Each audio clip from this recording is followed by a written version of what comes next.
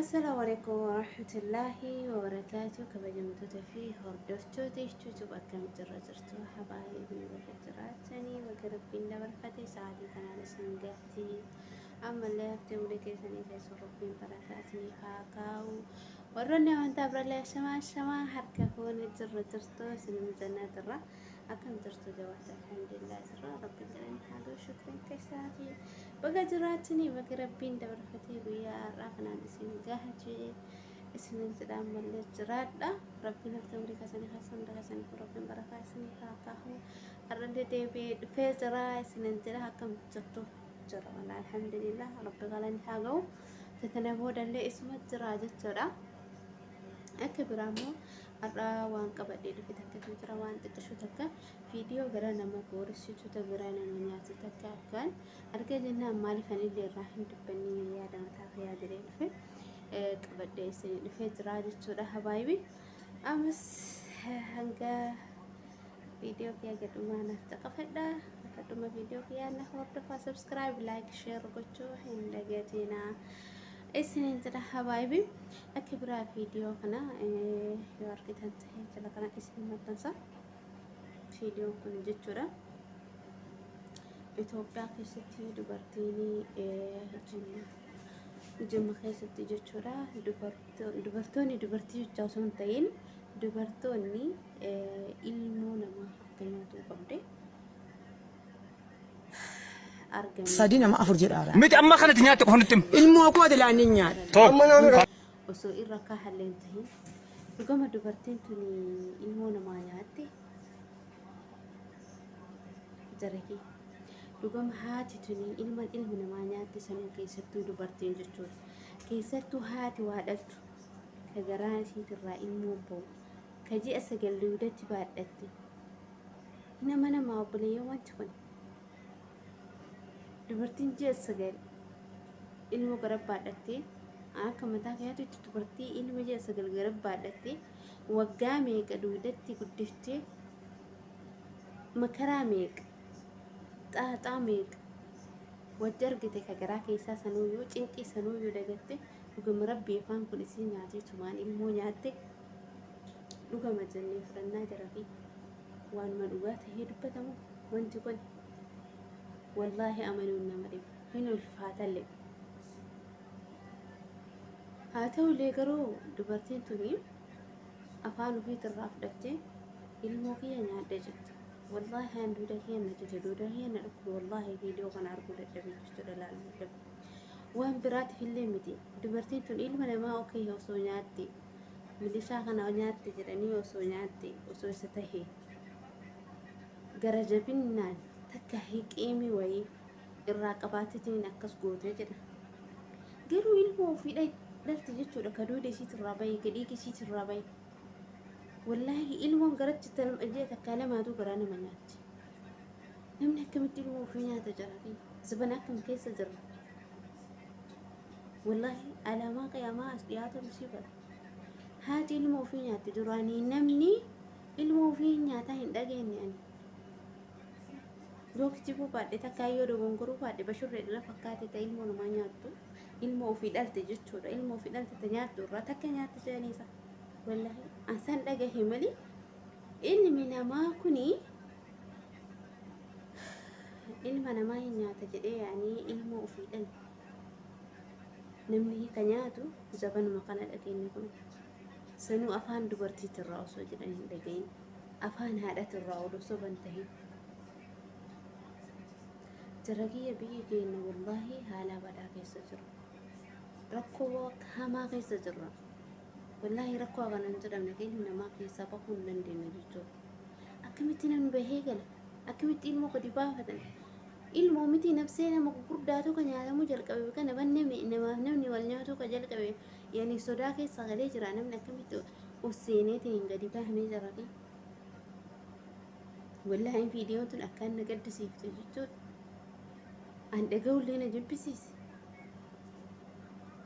zabana kana keessa jirra zabana haati ilmoo ofii nyaattu afaan ofiitirraa baaftee ilmoo kiyya nyaadhee jette bara subhaanallah mee dalagaa rabbii kana afi maaltu ilmoo isii cirachee sinii subhaanallah akka foon horiititti isii nyaatamee wallaahi waan guddaa nama ajaa'ibu obboleeyyan ji'a rabbiin tokkochi nu haa eegu isumaa kan nama eegu nullee of eeguun barbaachisaadha. Ilmi namaa nama wajjin buluun sodaachisee jira jechuudha. Sanuu keessatti dubartiin baadiyyaa dubartii osoo takatamaatu taate waan adda addaa maal minaamina kana kanneen kana ilaalanii maal akkas jedhan sanuu dubartiin baadiyyaa jiraatu dubartiin tuni dhiyaanirraa mul'ata hin beeksisallee namni katamaa jiraatu fi namni baadiyyaa jiraatu garagara irraa mul'ata. Dubartiin tun dubartii baadiyyaa taate ilmoo namaa yoo nyaattu sanuu ilmoo fi dhalte yoo nyaattu kabira hoosa haa ta'u ilaa jira kiyya ilmoo namaa ta'ee yoo gabbaate achi buutan isii dhabamtu kanatti dhabamti jedha ilma namaatu nyaata wallaahi. Bara ilmoo tante yoo si jalaa baatee badde Itoophiyaa keessatti argatuu hin dandeettu. Hayi daqiiqaa takka keessatti ofiraa yoo dhabde jechuudha. Haala ulfaataa keessa jirra barhamaa keessa jirra rabbiin raaxmete nu haa godhu wallaahi rabbiin nuuf haa laaffisu. Alaama qiyaamatti dhiyaate rabbiin tokkochi nu haa eegu nullee of haa eegnu keessattuu du'aan jechuudha. Du'aan of eegaa obboleeyyan rabbi namni rabbitti ol gore rabbii isaatti ol gorani musiibaa hundaa jiraafuu rabbiin nama baasa. Rabbiin musiibaa akkanaa tana hunda keenya rabbiin irraa nu haa eegu rabbiin ilmootiin irraa nu haa eegu yaa obboleeyyan jajjabduudha dubbiin. Haati ilmoo nyaatuu qabda jechuun jabduudha wallaahi. Lama ta'an akka mataa kiyyaatti jechuudha dubartiin tuni dubartiin odoo namni ragaa ittiin bahin ragaa ofitti baatee amma na nyaatuu dandeessaa jennaan si nyaatuu hin danda'u qorichaan malee si nyaatuu hin danda'u jetti. Dubartii tana osoo nafsee isii hin baasin duratti jechuudha qorichi isiin irraa fayyadamtu sun namni isiin irraa fayyadamtu sun akka eenyuun ta'e eenyurraa akka fuute qoricha kana akka himtu godhuu qaban. Warroota isii dudduuba jirullee jechuudha warroota waan kana dalagu warroota qoricha kanneen akka ilma namaa nyaatu qoricha kana xaqqamamtee akka isiin nyaatu godhan akka mataa kiyyaatitti namitti kan odoo nafsee isii hin baasin wallaahi osoo nafsee isii hin baasin fichisiisuu qaban itti furuun qaban jedha yaada akka mataa kiyyaatitti. Hayi dubartiin ilma ofii nyaattee yoo nama meeqa nyaatte ilma ofii tokkocha san himte malee isiin nama afurchittisi yoo isiin namni isiin nyaatte ka'eeti. Wanni isiin soorattu yookaan ilmoo namaa bichaadha jechuudha hin beekamu. Ilmoo namaa takabbaatee dhabamtu nama akka maal ta'uu dargaggeessa meeqa dhabama guyyarraa qeerroo meeqa dhabama biyya kam keessattuu jechuudha. Wanti akkanaa kuni wanti baadiyyaa gale kuni wanti baadiyyaa garasii keessa bahee keessa taree achi garasii argame kuni baadiyyaa keessa argame kuni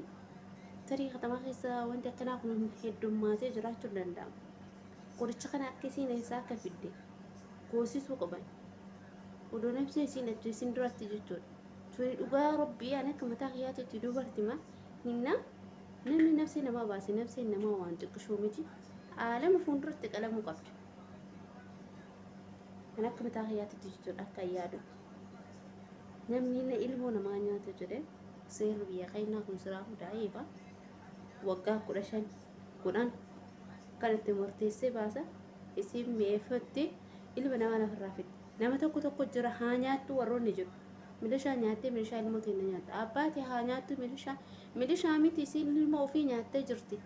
Sillee akkanuma nyaatti ilma birallee akkanuma nyaatti namittiin tun immoo tartee maal jette afaan irraa fudhattee bara ijoollee afaan daddarbatte akkanumatti tanaan qeeytu tana nyaadhu na godhaa jette. Yoo ati kalimaa takka itti baafatte sillee akkasuma si gootii jechuudha baay'ee. Hin dagatinaa kanaaf hin dagatinaa warroonni koomentii akkasii barreessitanillee Oromoon gaadhaadhaan wal nyaatu jammarti dhiisii Oromummaa osoo hin ta'in nafsee isiin baatu sun si gaddisiisuu qabdi. Itoophiyaa keessatti silaa namni hasabamuu fi inaase hisaaba jala takkaa fi adaba jala ooluuf malee namni ruuhii namaa baase nyaatu miti foon namaa qalee nyaatu miti namni ruuhii namaa baase silaa adaba gahaa qabaachuu qabu. Silaa gorra'amuu qabu. Filafiitii namaatitti jechuudha. Namni deebi'ee akkanan godhu. Silaa qeerroo meeqa keetti dhabame qeerroo meeqa ka Oromoo ka wareegamee ka karaarratti du'e ka waa meeqa tahee achi buuteen isaa dhabame ka hafuurri isaa dhabame kunniin kun silaa hin dhabamu. odoon akkana kun Itoophiyaa keessa gani Oromoon gaalaadha isiniin jedhani sanii fi warroonni namichi sun takka qaallattiin tuni akka hin fannifamne hin ajjeefamne haa nyaattu warroonni akkas jedhan sun an akka mataa kiyyaatti dogongorra jedhee yaada dogongorra guddaa dubartiin ilmoo nyaatte haa nyaattu hin nyaatte jettee barra isin afaan hin nyaattee barra osoo ijaan hin nyaatin nyaatee sutu walii lama ijaan nyaatte itti fakkaate takkaa hii budaa baanan sanatti fakkaate isaan akkas doon ta'e isin ilmoo nyaattee bara afaanitti wanti kun seera jala ooluu qabu namoonni isin qoricha irraa fudhatti sun illee hay ruuhii namaa qaltee nyaatte bara akka haywaanatitti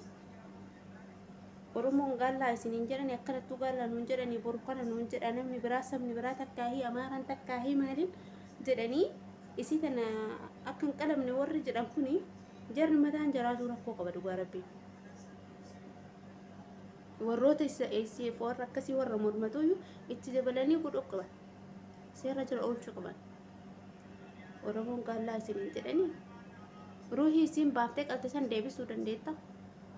maqaa Oromoon nyaatanii maqaa Oromoo maal akkas godhanii hay Oromoo taateef ruuhiin ilma namaatiin taphataman maqaan Oromoo hin bada saniif ruuhiin ilma namaa baduu qabdi ilmi namaa nyaatamuu qaba akkanuma itti fufti yoos waa jala nu waliin warroonni milishaa haa nyaatu jedhee milishaa ta'ee ilma namaa kamuu ta'ee qalamee nyaatamuu qabu seera isaa seera jira oolchuu qaba malee takkaahii waan adaba takkaahii waan qixaatii isaa ta'u godhuu qabu malee qalanii nyaatuun ilmoo namaa an akka mataa kiyyaatitti akka anaatitti jechuudhaan an akka mataa kiyyaatitti waan hin taane waan hin fakkaanne illee shoo